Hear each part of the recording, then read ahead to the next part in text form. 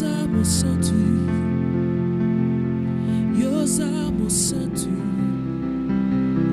Yosamo Santo, Mo Santo, Yosamo Santo, Mo Santo.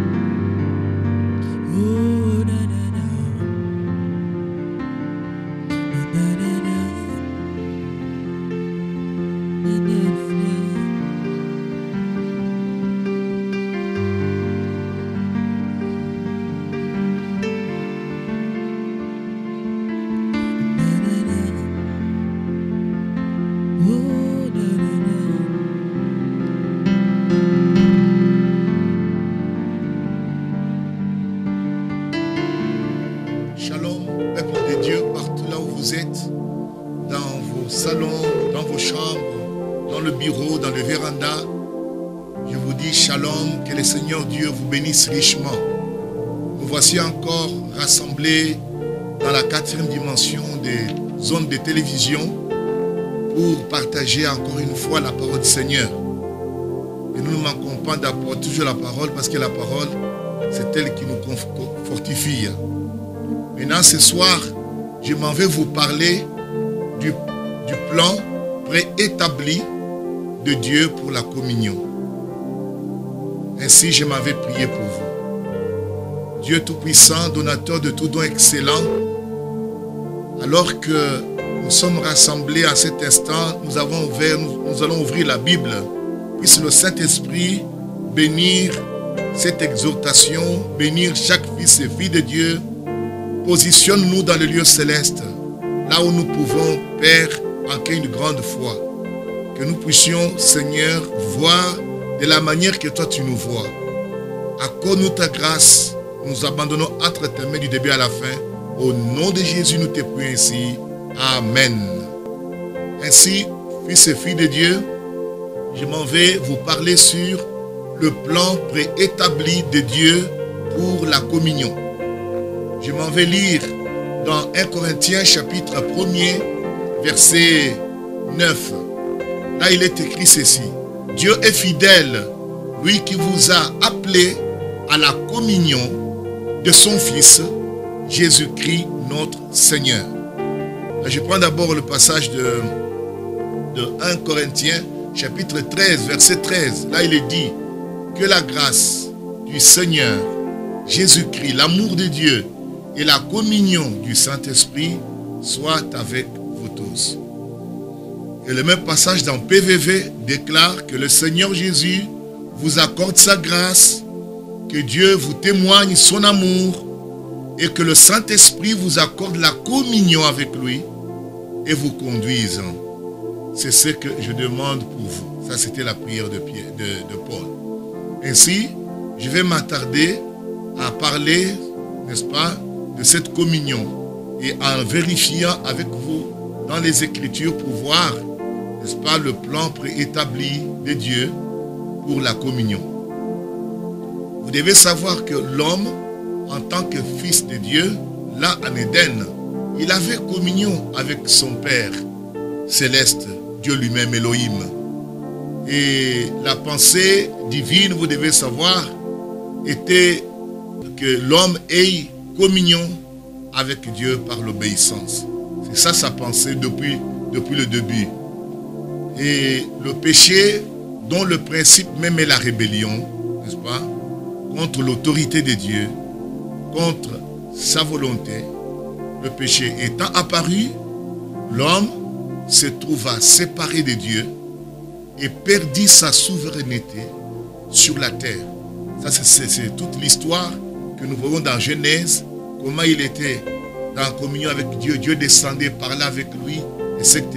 Mais après, nous voyons le péché intervenir, puis il y a séparation, l'homme a été chassé du jardin d'Éden. En conséquence, il a perdu la puissance dont il était doté pour régner pour contrôler la terre, toutes choses. La puissance qu'il avait résidait dans le fait de sa communion avec Dieu. C'est là que cela venait, parce qu'il a été créé à l'image de Dieu, à la ressemblance de Dieu. C'est-à-dire, ce que Dieu fait, lui aussi allait le faire, parce qu'il était son ambassadeur sur la terre. Alors, une fois le péché, n'est-ce pas, supprimé, c'est ça l'histoire de la rédemption, l'homme doit retrouver sa communion avec le Père. C'est ça le but. Ainsi, c'est ce que je m'en vais vous entretenir ce soir. Donc, je dis que le but même de la rédemption poursuit, n'est-ce pas, le rachat de l'homme. Mais une fois l'homme racheté et que la communion est rétablie, automatiquement, l'homme doit retrouver, n'est-ce pas, tous les privilèges qu'il avait lorsqu'il avait communion avec son Père céleste. Alors, les Écritures montrent que Dieu avait autrefois un lieu de rencontre et de communion avec l'homme. Et ce que nous voulons aussi accentuer et voir, et par lesquels ils avaient communion ensemble. Alors, je m'en vais lire. Lorsque Dieu, pour la première fois, il a délivré les enfants d'Israël, nous savons tous que la délivrance d'Israël de l'Égypte, c'est un type de la rédemption pour nous. Et qu'une fois qu'il a délivré son peuple, et que son peuple se mit en marche dans le désert, nous voyons Dieu venir dans Exode chapitre 25, demander à Moïse d'informer, de demander à chaque enfant d'Israël de lui apporter une offrande. Avec cette offrande, évidemment, il avait spécifié quelles étaient les offrandes qu'il avait exigées. Mais il dit qu'avec tout cela, ils vont me faire un sanctuaire. Je m'en vais lire ici au verset 8 et 9 de l'Exode 25. Il déclare, ils me feront un sanctuaire et j'habiterai au milieu d'eux. Verset 9, il dit, vous ferez le tabernacle et tous les ustensiles d'après le modèle que je vais te montrer. Voilà là, nous voyons la pensée divine, la pensée même de Dieu. C'est de venir demeurer avec son peuple qu'il a racheté, n'est-ce pas, le peuple racheté de l'Égypte. Et là, nous commençons à voir que Dieu aime la communion. Il nous a créés pour être en communion avec lui. Seulement, le péché avait interrompu ces meilleurs moments d'harmonie et de communion qu'il y avait entre l'homme et Dieu.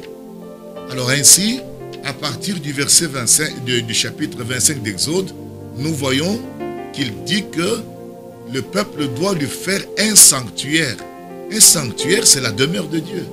Et il dit, j'habiterai au milieu d'eux. Ça, c'est son souhait. Il dit, c'est lui personnellement qui a pris l'initiative. Ce n'est pas le peuple.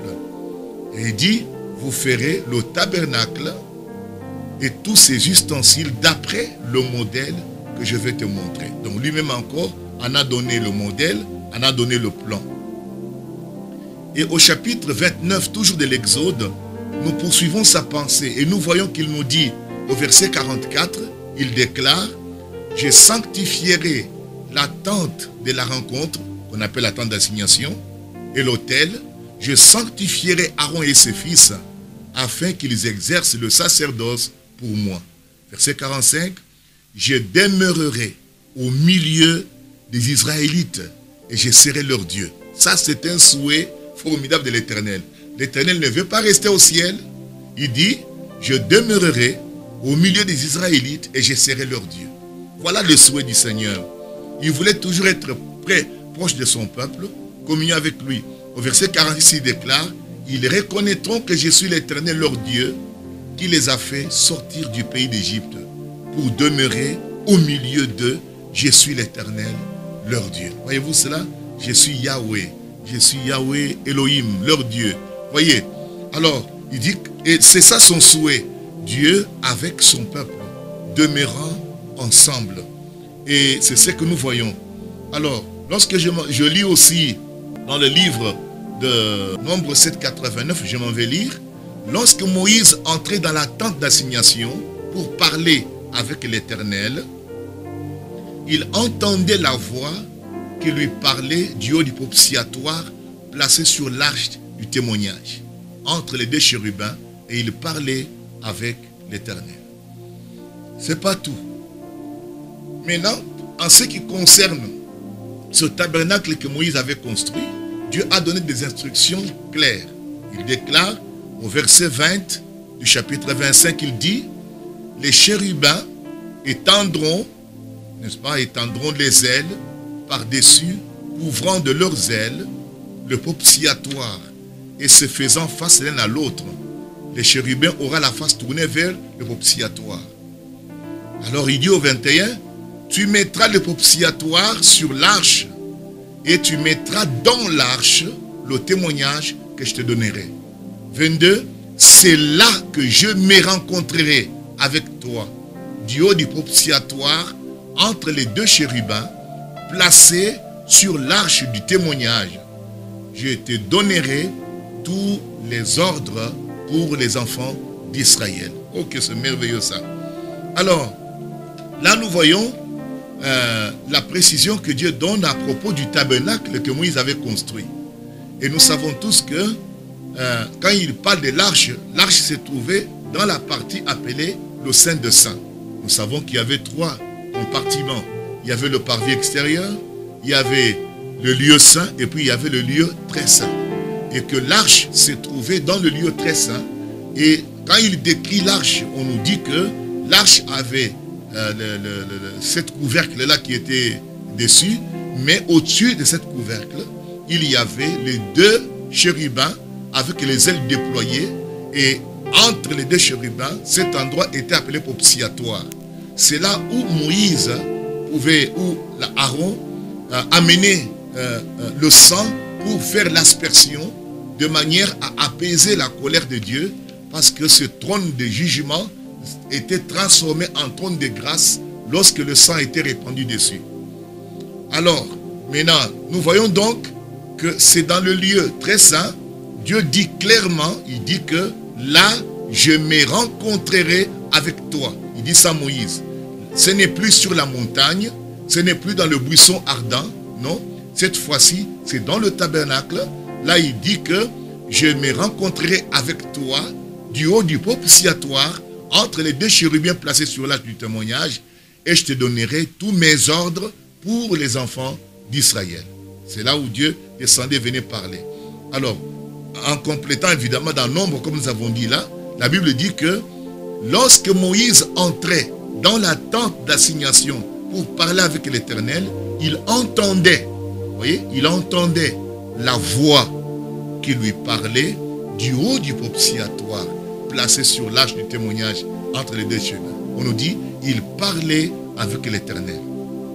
En d'autres termes, Dieu avait aménagé un endroit de communion. Lorsqu'il descendait, on nous dit que c'était au-dessus du propitiatoire entre les 2 chérubins, et cela était au-dessus de l'arche dans le lieu très saint. Or, dans l'arche, qu'est-ce qui s'est trouvé? Dans l'arche, il y avait le témoignage que Dieu devait donner à Moïse. Ce n'est pas Moïse qui a donné le témoignage, c'est Dieu qui donne son témoignage, et ce témoignage sera mis, n'est-ce pas, dans l'arche. Et ensuite, Moïse avait écrit toutes les ordonnances et il les avait mis sur les poches, n'est-ce pas, de l'arche. Et un livre qu'il avait écrit, il l'avait mis à l'intérieur. Donc, nous voyons que c'est là où Dieu était représenté. Mais, souvenez-vous, il était dit à Moïse que tu feras tout d'après le modèle que tu avais sur la montagne. En d'autres termes, Moïse a fait une représentation tout simplement, une image de ce qu'il avait vu au ciel. Donc, le trône de Dieu se trouvait représenté sur la terre, dans le lieu très saint, lors du tabernacle de Moïse. Et que Dieu descendait, quand il est descendu, quand il a souhaité venir demeurer et habiter avec les enfants d'Israël, le lieu qu'il avait choisi, il avait choisi d'habiter dans le lieu très saint. Non pas dans le parvis extérieur, non pas dans le lieu saint, mais dans le lieu très saint. Et c'est ça. Alors, donc, nous pouvons dire ceci, que le premier trône de Dieu est au ciel. Le second, n'est-ce pas, trône de Dieu, il est au ciel d'abord, mais il est représenté. Parce que ce n'est qu'une image, parce qu'on nous dit que ce n'est qu'une image des choses célestes. Alors, le second, n'est-ce pas, trône se trouve où ça? Le second trône, c'est Christ. Parce que Christ, en réalité, est le vrai tabernacle. La Bible dit que Christ est entré dans un tabernacle qui n'est pas fait de main d'homme. Il s'agit du corps de Jésus, né par la parole parlée dans le sein de Marie. Ainsi, il est dans ce corps-là. Ainsi, le trône de Dieu, qui était représenté par Moïse dans le désert, se trouve maintenant sur la terre en Jésus-Christ. Jésus était le trône de Dieu ambulant, l'arche de Dieu ambulant qui marchait sur la terre. Et où se trouverait alors le troisième trône, n'est-ce pas? Nous savons tous que Jésus était le tabernacle dans lequel Elohim était entré. Et nous disons aussi que l'homme est un être triple, n'est-ce pas? Il a le corps, il a l'âme, il a l'esprit. Il a été conçu comme un tabernacle. En d'autres termes, l'homme, c'est le troisième trône. Le trône de Dieu était au ciel, puis en Jésus, et le troisième trône se trouve dans l'homme. Le trône de Dieu n'est pas ailleurs, le trône de Dieu se trouve dans l'homme. Dieu veut demeurer avec l'homme qu'il a racheté, parce que son but c'est de retrouver la communion. Dieu a établi son trône dans le cœur de l'homme. Donc le cœur est la demeure de Dieu. Dans l'Ancien Testament, Dieu demeurait dans sa gloire au-dessus de l'arche. Et aujourd'hui, le cœur est l'arche. Dieu n'habite pas dans la tête. Dieu habite dans le cœur. Donc, où se trouve le trône de la grâce. Pourquoi c'est le trône de la grâce? On dit que lorsque le sang est mis sur cet autel, automatiquement ça devient le trône de grâce qui se trouve aujourd'hui dans le cœur du croyant. Alors, quand est-ce que le trône, n'est-ce pas, de Dieu est venu dans le cœur du croyant? C'était le jour de la Pentecôte. Le Saint-Esprit qui est Dieu est descendu et est venu demeurer dans l'homme. Vous voyez? Alors maintenant, je m'en vais lire quelques écritures, n'est-ce pas, pour montrer la véracité de ce que nous sommes en train de dire. Parce que nous sommes en train de parler du plan préétabli de Dieu pour la communion, n'est-ce pas? Nous ne pouvons pas communier ailleurs. Les Israélites ne pouvaient pas aller ailleurs. Ils allaient là où se trouvait le sanctuaire. Et Dieu avait élu domicile dans ce sanctuaire-là. Maintenant, nous ne sommes plus dans l'Ancien Testament. Mais voyons un peu ce que Dieu promet. Nous lisons ici dans Ézéchiel, au chapitre 36, versets 26 et 27, il déclare ceci. Je vous donnerai un cœur nouveau, et je mettrai en vous un esprit nouveau. J'ôterai de votre corps les cœurs de pierre, et je vous donnerai un cœur de chair. Ça, ce sont des promesses. Verset 27, il dit, je mettrai mon esprit en vous, et je ferai en sorte que vous suiviez mes ordonnances, et vous observerez et pratiquerez mes lois. Or, nous savons tous que les lois de Dieu, les prescriptions, les ordonnances se trouvaient dans l'âge. Mais nous voyons ici Dieu en train de promettre que cette fois-ci, il va prendre ses ordonnances, etc. Il va les mettre dans le cœur. Ça, c'est très particulier. Et nous commençons à comprendre que le cœur est l'arche de Dieu. C'est la demeure, c'est là où doit se trouver la parole de Dieu, l'ordre de Dieu, les instructions de Dieu. En lisant le psaume 119, verset 11, il est déclaré, « Je serre ta parole dans mon cœur afin de ne pas pécher contre toi. » C'est David qui disait cela. « Je serre ta parole dans mon cœur. » Le cœur est le centre même, n'est-ce pas, de toute activité de l'homme.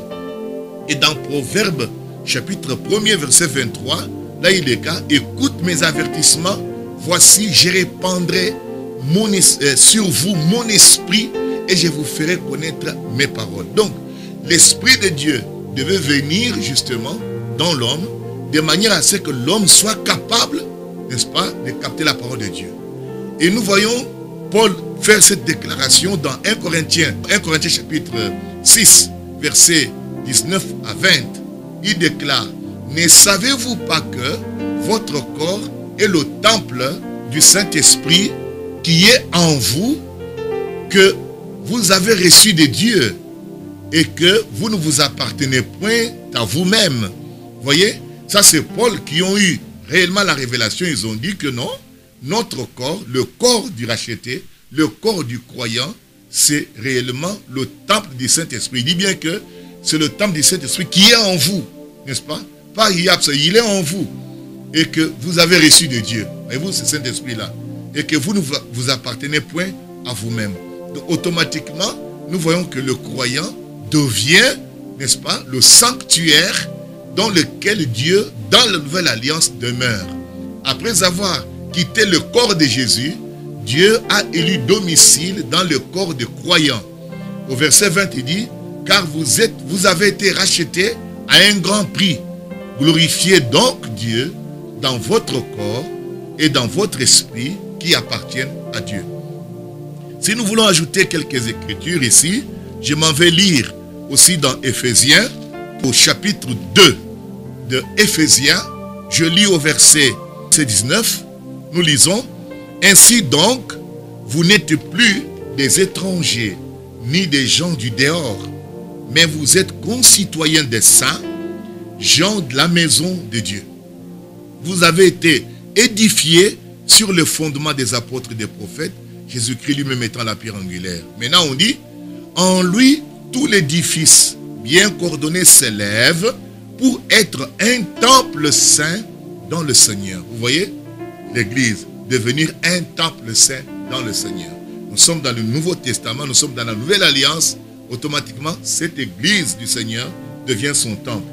Et on dit ensuite au verset 22, on dit, « En lui, vous êtes aussi édifiés pour être une habitation de Dieu à l'esprit. » Vous voyez, à part que l'Église elle-même est le temple, mais chaque individu particulièrement, il est un temple, une habitation de Dieu en esprit.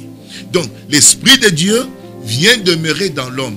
L'homme devient le sanctuaire de Dieu. Vous voyez, car Dieu n'habite pas dans ce qui est fait de main d'homme. Donc, si nous construisons un temple de pierre et de bois, il n'entrera pas là-dedans. Ça, c'est Salomon qui nous a dit ça. Les Très-Hauts n'habitent pas dans ce qui est fait de main d'homme. Mais nous voyons que une fois qu'il avait racheté son peuple en Égypte, il avait émis directement le besoin, le désir de venir demeurer au milieu de son peuple afin de communier avec lui.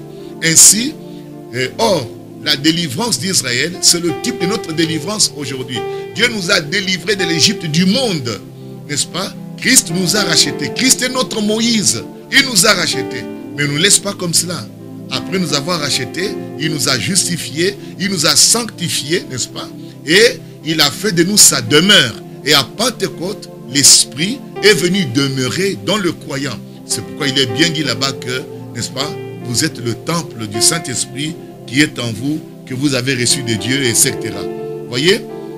Pour compléter encore ce que nous disons dans Hébreux chapitre 8, verset 10, il est dit, « Mais voici l'alliance que je ferai avec la maison d'Israël.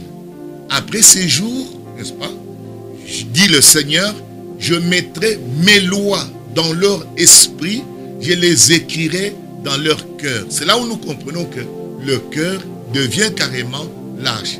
En d'autres termes, le cœur est le lieu préétabli de Dieu où doit demeurer la parole. Et il dit là-bas que je serai leur Dieu et ils seront mon peuple. Voyez?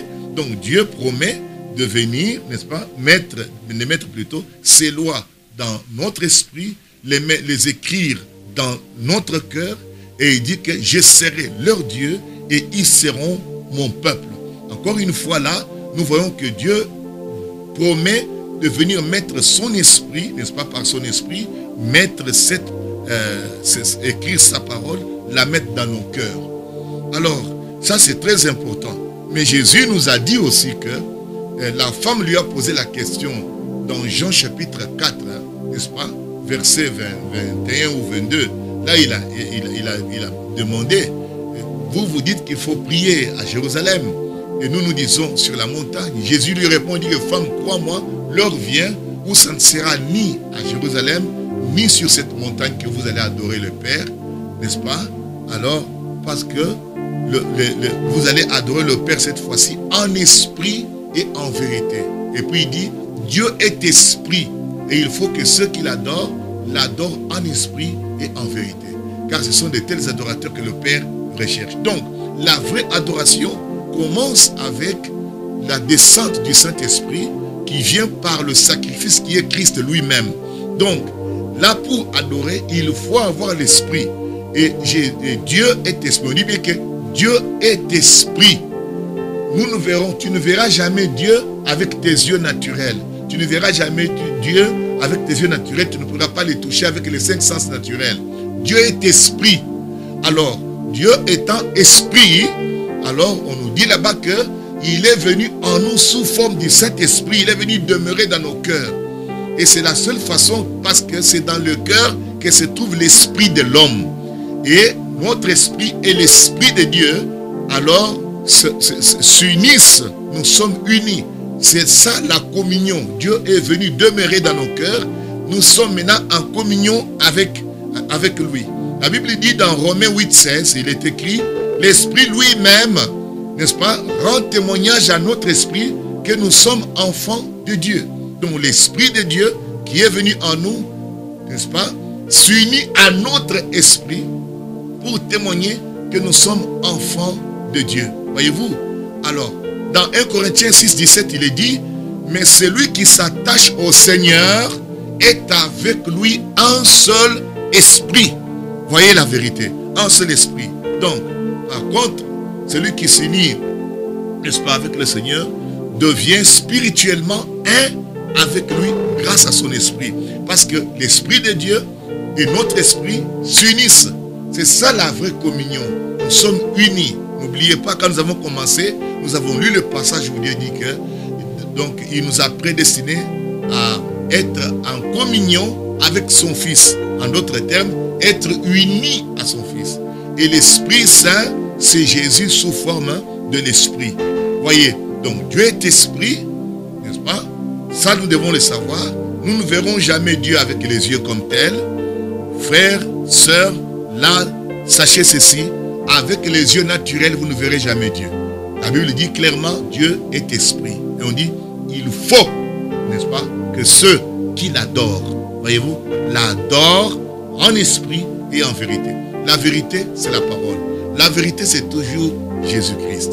L'esprit, c'est toujours Jésus-Christ. L'esprit doit venir en toi. Et on nous dit que quand le Saint-Esprit viendra, il vous conduira dans toute la vérité. Donc, pour adorer, il faut avoir l'esprit. Donc, toute adoration sans esprit, c'est une adoration refusée, n'est-ce pas? Ignorée carrément. Alors, donc, Dieu, par son esprit, est venu demeurer dans notre cœur. Il s'est uni à nous. Vous voyez, il a rétabli la communion avec son enfant racheté. Et c'est une relation personnelle entre Dieu et la personne rachetée. Donc, tu dois personnellement avoir une communion avec Dieu. Quel est le plan établi de Dieu alors? Le plan établi de Dieu, c'est que toi et lui, vous soyez unis en Jésus-Christ. Et par l'Esprit, vous l'adorez. C'est ça le plan. Tu ne rencontreras jamais Dieu en dehors de Jésus-Christ. La Bible dit que Dieu était en Christ, n'est-ce pas? Pas ailleurs. Il était en Christ, réconciliant le monde avec lui-même. Pas Dieu était dans Moïse, Dieu était dans... Non, non. On dit Dieu était en Christ, réconciliant le monde avec lui-même.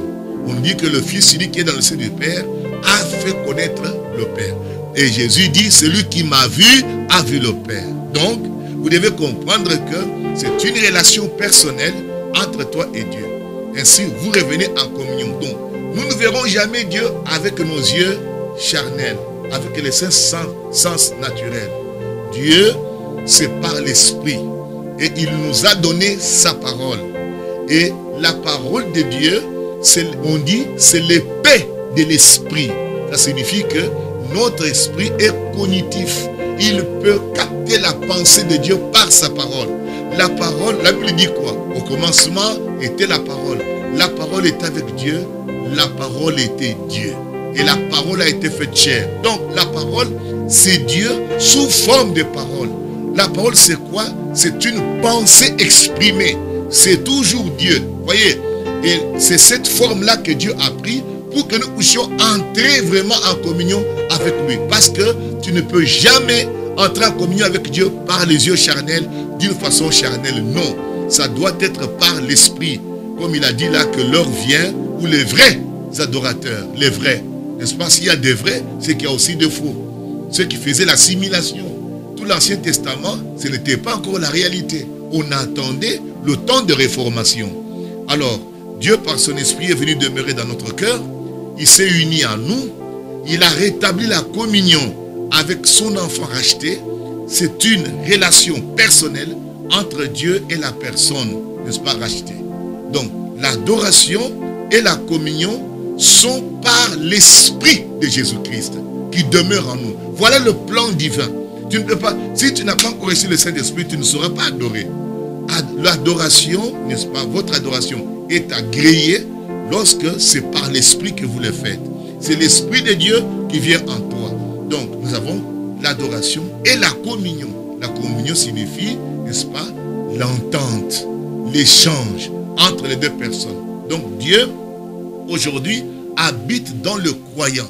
N'est-ce pas? La Bible dit que l'Esprit dit à notre esprit que nous sommes enfants de Dieu. Vous voyez?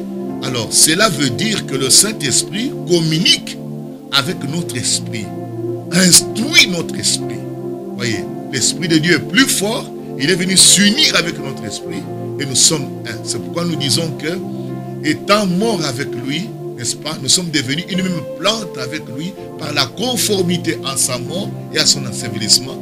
Et nous le serons aussi en conformité avec sa résurrection. Or, la résurrection, c'est recevoir l'Esprit. Recevoir l'Esprit, c'est être identifié avec Christ. Nous sommes exactement comme lui, il est. Donc, à ce moment-là, la rédemption devient effective pour nous. Nous sommes dans une communion réelle. La communion, c'est dans le cœur.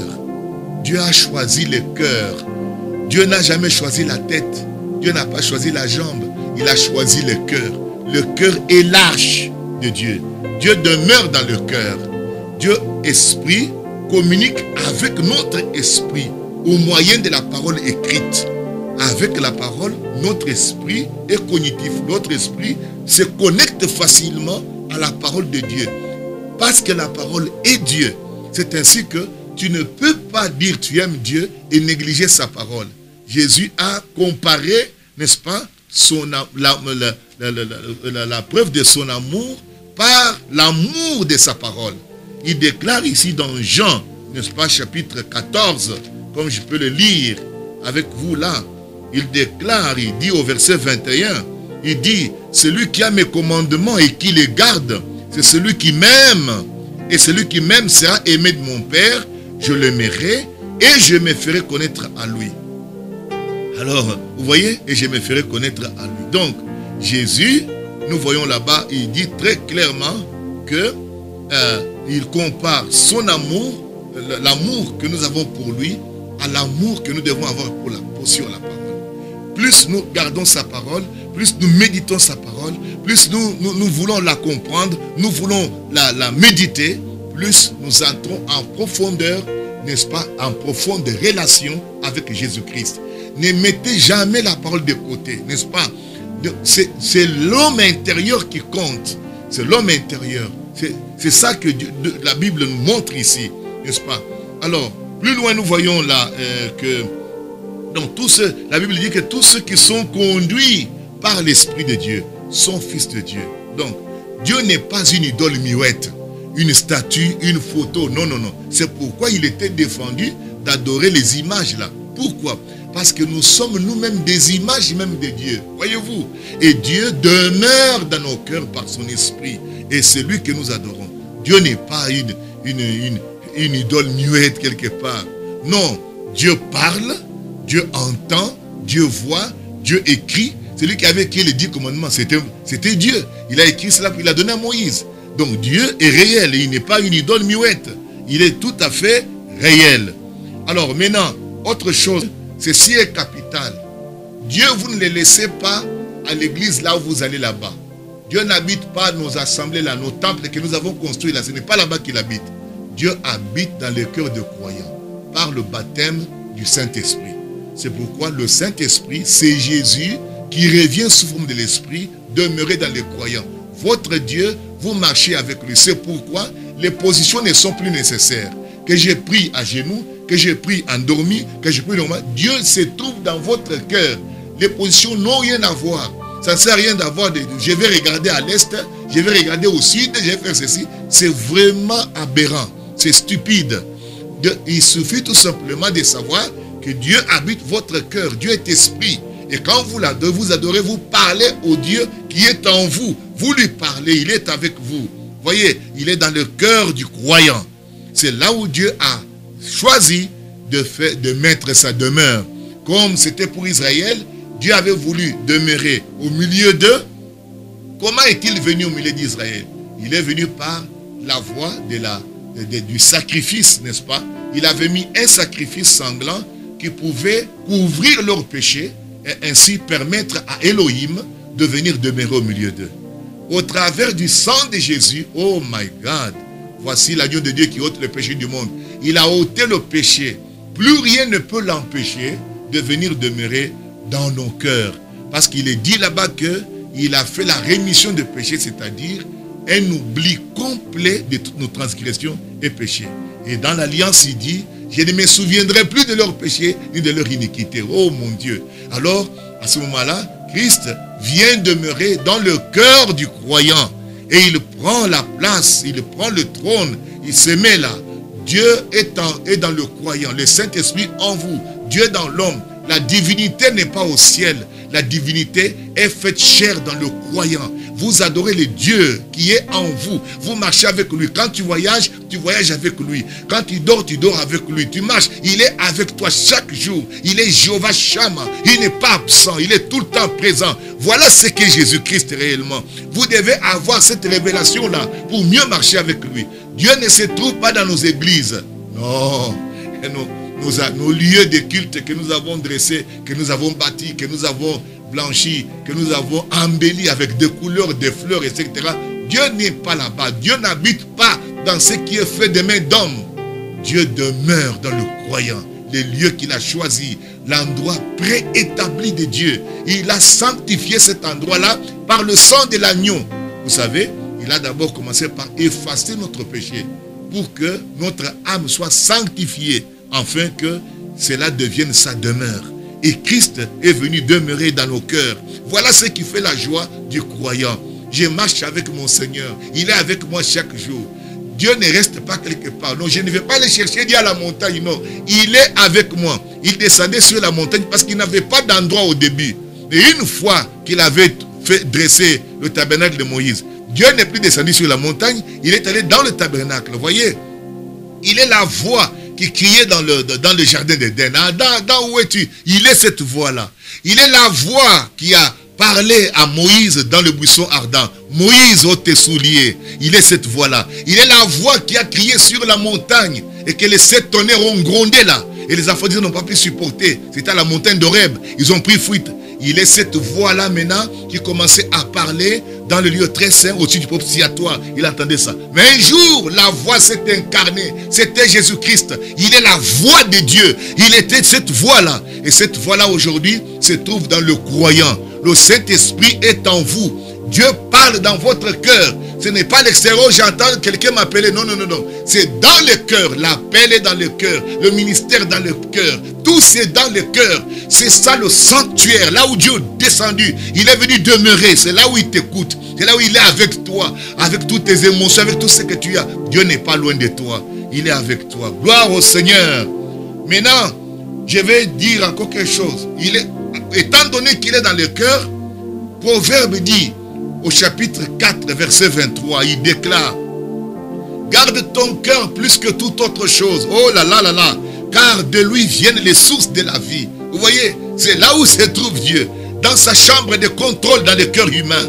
Il dit, car de lui viennent les sources de la vie. Vous voyez, dans le psaume 37, n'est-ce pas? Verset 30 et 31, il est dit, la bouche du juste annonce la sagesse. Vous voyez? Vous voyez? Et sa langue proclame la justice. D'où viennent la sagesse et la justice? Jésus dit, l'homme bon tire de bonnes choses du bon trésor de son cœur. Voyez-vous cela? C'est là dans le cœur. Et au 31, on dit, la loi de son Dieu est dans son cœur. Le cœur est le lieu préparé pour la parole. Méditez votre Bible. Faites en sorte que la parole écrite ici soit emmagasinée dans votre esprit, dans votre cœur. Et que à ce moment-là, vous pouvez la parler. La loi de son Dieu est dans son cœur. C'est pas ne chancelle point. Pour que je ne chancelle pas. On a bête ma bakute. Et sengeli nangai na maîtriser na ye ko le bana nzambe na ye bayango na bomba na motema na ngai sikawa na koyeba kotambola nzamba za ko diriger moto à partir ya motema na ye à partir ya molimo na ye ndazo tambusa ye nzamba ko tambusa dans makanisi na yo tete diloba na ye et ye liboso na kati na yo. C'est comme ça que Dieu fait les choses. Par Psaume 40 verset 9 il déclare: je veux faire ta volonté mon Dieu et ta loi est au fond de mon cœur. La seule façon de faire la volonté de Dieu, c'est d'abord emmagasiner sa parole, connaître sa parole, la garder dans le cœur. Alors maintenant tu peux agir selon la parole qui est dans le cœur.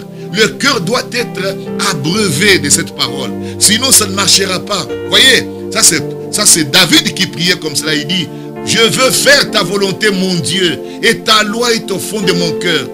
Dieu est la parole. Quand cette loi est au fond du cœur, c'est-à-dire quand il dit là, ta loi est au fond de mon cœur, c'est-à-dire la parole de Dieu, le commandement de Dieu, les promesses de Dieu, ça doit être dans mon cœur, pas autre chose. C'est pourquoi il a dit à Josué que ce livre de la loi ne s'éloigne point de ta bouche. Médite-le jour et nuit. Méditer, on ne médite qu'avec le cœur. Voyez, après on va parler par la bouche. Il dit ceci, il dit que afin d'agir selon tout ce qui est écrit, voyez, ne t'en détourne ni à gauche ni à droite. C'est alors que tu réussiras. C'est alors que tu auras du succès. C'est alors que tu réussiras. Voilà à quel moment vient la réussite. Mais d'abord, la parole doit se trouver dans ton cœur. Voyez, la place, n'est-ce pas, de la parole, c'est dans le cœur du croyant. Nous devons remplir notre cœur de la parole de Dieu. Oh, si seulement les gens étaient connectés à la parole comme ils sont connectés sur les réseaux sociaux et autres. Si on pouvait faire que notre cœur soit connecté à cette Bible, à ces paroles de Dieu, le ciel et la terre passeront, la parole ne passera pas. La parole est Dieu, la parole c'est la puissance qui a appelé toutes choses à l'existence. Il a dit que la lumière soit, que ceci soit. Cette parole c'est Dieu. Et cette parole dans nos cœurs, Jésus dit, tu peux dire à la montagne, ôte-toi de là, et la montagne va obéir. Mais il faut d'abord que cela vienne dans le cœur. Voyez, le cœur est la demeure. Voilà l'endroit de communion. Oh, l'endroit de communion. Voyez, la seule façon de faire la volonté de Dieu est que sa parole soit dans notre cœur. C'est la seule façon que tu peux faire la volonté de Dieu. Voyez-vous cela? Qu'elle soit dans nos cœurs comme elle était dans l'arche. Donc nous nous rendons compte que toutes les activités de la vie de l'homme sont conçues dans son cœur. C'est là. Jésus dit, quiconque regarde une femme pour la convoiter, il a déjà commis adultère. Où ça? Dans son cœur. Pas dans son église, pas dans sa maison, non. Dans son cœur. Le cœur est le laboratoire de tout ce que l'homme accomplit ou réalise. Et c'est pourquoi Dieu veut que notre cœur soit rempli de la parole, parce que c'est ça l'arche. Dieu étant dans le cœur, il est là avec la parole. L'esprit vient à nous, mais l'esprit va vivifier quoi? L'esprit vivifie la parole qui est en nous. Sinon, nous serons là avec l'esprit et il n'y a rien qui se produit parce que la parole n'est pas là. Voyez, l'esprit de Dieu suit la parole et confirme la parole pour montrer que la parole est vraie. Donc, comme je le disais tout à l'heure, que nous nous rendons compte que toutes les activités de la vie de l'homme sont conçues depuis son cœur. Le cœur est vraiment le lieu, le laboratoire, n'est-ce pas, où se modèlent les actions et les projets de l'homme. Tout ce qu'il veut faire, ça y est dans son cœur. C'est pourquoi on dit que Dieu sonde le cœur et les reins. Il sonde le cœur. Dieu voit le fond du cœur. N'est-ce pas? Et Jésus disait, si vous demeurez en moi et que mes paroles demeurent en vous, voyez-vous, alors demandez ce que vous voudrez. Et là, vous serez accordé. Beaucoup viennent, oh, moi j'ai demandé ceci, Dieu ne m'a rien donné. Mais est-ce que tu as fait d'abord ce qu'il avait dit? Il a dit, si vous demeurez en moi et que mes paroles demeurent en vous. N'est-ce pas? Alors là, dans 1 Jean, il est dit que comment nous demeurons en lui? Nous savons que nous demeurons en lui parce qu'il nous a donné de son esprit. Nous savons que nous demeurons en lui. Et la dernière chose, c'est que sa parole doit demeurer en nous. Car quand je prierai, quand je demanderai selon sa parole. Je prierai selon sa parole. Alors cela me sera accordé. Vous voyez? Donc, l'Éternel, comme nous disons là, l'Éternel dirige l'homme à partir de son cœur. Vous voyez? Pas ailleurs, à partir de son cœur. là où il y a la parole. Si tu n'as pas la parole, tu ne peux pas être conduit, n'est-ce pas? Il a dit que le Saint-Esprit, quand il va venir, il va vous conduire dans toute la vérité. La vérité, c'est Jésus. Jésus est la vérité. Il est la parole. Vous voyez? Donc, dans ce plan prédestiné, n'est-ce pas, de Dieu, vous devez savoir que Dieu commence par libérer notre âme. Notre âme est libérée. Jésus a dit que ce n'est pas ce qui sort de l'homme qui suit l'homme. Ce n'est pas ce qui est plutôt entre dans l'homme qui suit l'homme. C'est plutôt ce qui sort de l'homme qui suit l'homme. Voyez-vous? Il ne dit pas qui suit un homme, non. L'homme. L'homme, c'est-à-dire l'homme selon Dieu. Voyez? Il dit que c'est du cœur que sortent les mauvaises pensées, les adultères, les vols, le meurtre, etc. Il est le grand médecin, il a fait le diagnostic, il a vu la maladie de l'homme. Et au travers de la nouvelle naissance, il nous a guéris, il nous a transformés, il a corrigé notre naissance naturelle. Nous sommes nés d'en haut, nous sommes nés de l'esprit. Il dit, ce qui est né de la chair est chair, ce qui est né de l'esprit est esprit. Et si quelqu'un est en Christ, c'est une nouvelle création. Nous sommes renouvelés totalement. Alors, une fois que notre esprit est libéré, alors on peut maintenant servir le Seigneur. Nous ne sommes plus chargés, n'est-ce pas? Notre conscience n'est plus chargée. Nous avons été libérés, lavés par le sang de Christ. Voyez? Alors Dieu peut opérer dans notre cœur. Alors nous pouvons entendre Dieu dans notre cœur. Ce qui empêche les gens d'entendre Dieu. Ils ont un cœur occupé à beaucoup de pensées, occupé à beaucoup de choses qui remplissent. Et à ce moment-là, tu ne peux pas entendre la voix de Dieu. Dieu, sa demeure est dans le cœur. N'est-ce pas? C'est dans le cœur. Alors, je disais tout à l'heure, donc Dieu entre dans le cœur de l'homme. C'est ce qui est sa chambre de contrôle. À partir de là, maintenant, Dieu peut me diriger. Mais je dois avoir la parole dans mon cœur. Alors, je vais aller vite pour terminer, n'est-ce pas?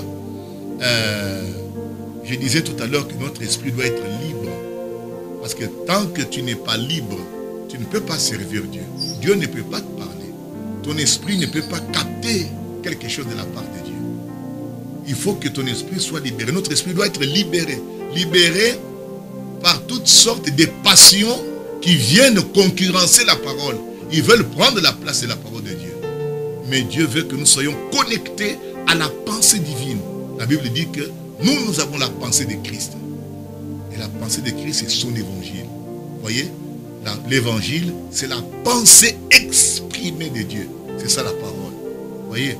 Alors maintenant, comme nous avons dit, le cœur, c'est le lieu où Dieu demeure. C'est le lieu où Dieu nous parle. C'est le lieu où s'opère le ministère. C'est le lieu où il y a les dons. Tout s'opère à partir du cœur. Parce que Dieu est esprit. Nous sommes un sanctuaire. N'est-ce pas? Alors maintenant, je crois que j'ai dit l'essentiel. N'est-ce pas? J'ai dit l'essentiel en disant que Jésus a dit, si vous demeurez en moi et que mes paroles demeurent en vous. Voyez, il a dit à ce moment-là, n'est-ce pas, demandez ce que vous voudrez. Maintenant, nous avons dit aussi que nous ne devons pas laisser notre pensée, n'est-ce pas, à la merci du diable. On nous a dit, laissez-vous être transformés, n'est-ce pas, dans notre intelligence en écoutant la parole de Dieu. Nous recevons une nouvelle mentalité. Nous recevons une nouvelle façon de voir où le diable ne peut pas nous prendre facilement. Nous restons veillés et nous devons faire attention avec notre cœur parce que le combat, c'est dans le cœur. Maintenant, vous devez savoir que le combat n'est pas sur le toit de la maison, le combat n'est pas chez l'oncle, le combat est en vous. Le champ de bataille, c'est dans votre cœur. Mais vous devez être armé de la parole qui est l'épée de l'esprit. Et vous devez résister au diable en rappelant au diable l'acte rédempteur de Christ et en confessant les bénédictions rédemptrices et notre position, n'est-ce pas, acquise en Christ. C'est comme ça que vous allez vaincre. Voyez? Alors, c'était ça, ma petite contribution pour ce soir, pour votre exhortation. C'était que il y a un plan préétabli de Dieu pour la communion. Ce plan-là, c'est en Jésus-Christ, c'est dans le cœur humain. Le cœur humain a été choisi pour communier avec Dieu. C'est le lieu où Dieu est entré. Dieu se trouve dans le cœur du croyant. Le croyant n'est pas ailleurs et Dieu ailleurs, non. Dieu est avec le croyant. Voilà la vérité. Quand vous rentrez à la maison, quand vous êtes seul n'importe où, Dieu est avec toi. Maintenant, tu dois être conscient de cette réalité-là. Tant que tu ne prends pas conscience de cette réalité-là, alors tu vas souffrir. Tu auras toujours l'impression que Dieu t'a abandonné. Tu auras toujours l'impression que Dieu est loin de toi. Pourtant, Dieu est avec toi. Quand on t'a tenté, quand on t'a injurié, quand tu es passé par des temps durs, Dieu était toujours avec toi. Le Dieu sur la montagne est le même dans la vallée. Le Dieu du bon moment est toujours aussi le même Dieu dans les mauvais moments. Donc, il ne change pas, il est avec toi. Que le Seigneur te bénisse richement. Voilà ce que j'allais te partager ce soir. Je m'en vais prier pour toi, enfant de Dieu. Tu peux lever la main là où tu es. Dieu notre Père Céleste, nous avons pris notre temps pour voir le plan préétabli, Seigneur, de la communion avec toi. Et nous voyons que tu as voulu avoir communion avec nous. C'est pourquoi Christ est mort. Tu as pardonné nos péchés. Et à Pentecôte, après avoir abandonné le corps que Jésus occupait, tu es venu maintenant occuper le corps des croyants. Tu es dans nos cœurs par le Saint-Esprit. Seigneur, il est écrit que nous sommes le temple du Saint-Esprit qui est en nous et qui nous a été donné par Dieu. Et tu as dit que nous ne nous appartenons pas à nous-mêmes. Et nous devons servir Dieu, n'est-ce pas? Dans ce corps et notre esprit, nous devons te servir. J'ai voulu partager avec eux pour qu'ils voient que tu es présent dans le croyant, tu n'es pas absent. Si l'Église peut commencer à pratiquer, Seigneur, ta présence, comprendre que tu es présent et que tu n'es pas absent. C'est chaque fois qu'ils pensent qu'ils sont seuls parce qu'il y a une épreuve, parce qu'il y a un problème, ils pensent que tu n'es pas là. Mais toi, tu es là toujours. S'ils peuvent garder la foi, Seigneur, dans ta présence, alors des miracles se feront, alors des délivrances se feront, alors des guérisons se feront. Je les remets entre tes mains. Laisse-les, Seigneur, méditer et comprendre que tu n'es pas loin d'eux, tu es avec eux. Et laisse qu'ils prennent la parole pour se connecter à toi, car toi tu es la parole. Laisse-les se connecter à toi. Ils n'ont pas besoin de chercher Dieu avec les yeux. On cherche Dieu par le contact de la parole. Notre esprit se connecte avec l'esprit de Dieu par la parole. Bénis tout un chacun. Donne-leur la paix et la grâce de croître spirituellement et de vivre une expérience bénie. Au nom de Jésus, je prie ainsi, Père. Amen. Amen. Je prie aussi pour votre dîme et votre offrande. J'ai reçu vos dîmes, j'ai reçu vos offrandes. Que le Seigneur vous bénisse richement. Chaque fois, je suis à genoux pour penser à vous. Et je prie encore, je dis, Seigneur, tu avais dit que apportez dans la maison du trésor toutes vos dîmes et vos offrandes. Et vous verrez si je n'ouvre pas pour vous les écluses des cieux. Pour vous, je menacerai celui qui dévore. Oui, les voici, Père, ils sont là. Car toi, tu n'abandonnes jamais ta parole. Tu veilles sur ta parole afin de l'accomplir. Seigneur, ouvre les écluses. Bénis leurs finances. Bénis leur entrepreneuriat. Seigneur, menace celui qui dévore et accorde-leur une bénédiction spéciale. Au nom de Jésus, qu'ils reçoivent percée, prospérité. Au nom de Jésus-Christ, nous avons ainsi prié. Amen. Amen. Shalom, peuple de Dieu. À la prochaine. Merci.